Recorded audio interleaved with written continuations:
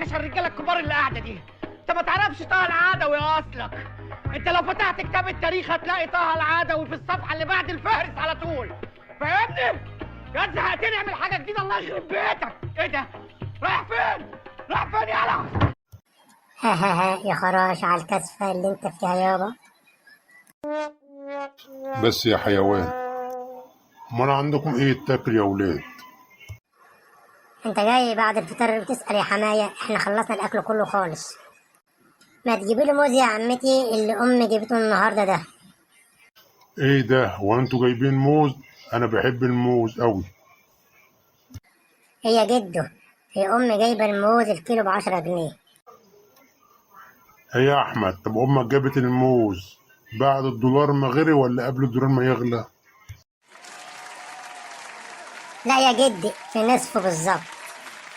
لا بس يابا، ايه عاملين شويه اكل حلوين ولفه شويه ورق عنب، ايه حلوين قوي. اه طبعا عماله تلف وتدور. انا كنت عامله لهم حته اكله فشه وممبار وكوارع قوي. ايه الاكله دي؟ اكلوا صوابعهم وراهم، والاكله دي كلفتني كتير قوي. والله انا كنت عامله لهم حته عزومه، عزمت امي وامة لا اله الا الله. بقول لك ايه يا واد يا احمد، خد حل التليفون بتاعي وعايزه يجيب مجموع زي الواد ابني ما جابه 100%. لا يا مروة، انا عايزك تتعلمي شغل البيت كويس. على فكرة الغسيل بتاعك مش قد كده برضو، علشان كده مش بيجيلك عرسان. امال ايه؟ جالها عريس طيران بس احنا رفضناه عشان شايف نفسه فوق الكل.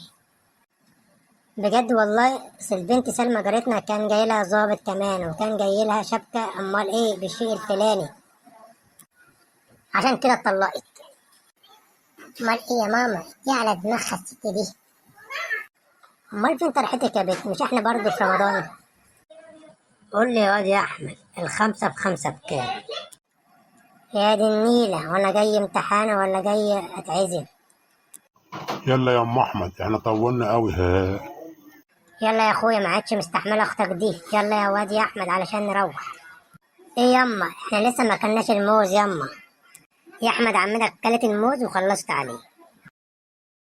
يلا يا بيت يا مروه علشان نروح. حاضر ياما. لا لا لا لا بقى، خلاها تكمل غسيل مع عمتي يا امي.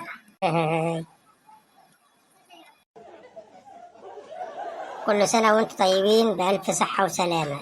يا ريت لو شفت الفيديو وعجبك ما تنسناش في لايك وشير وتفعل زر الجرس علشان يوصلك كل الإشعارات الجديدة.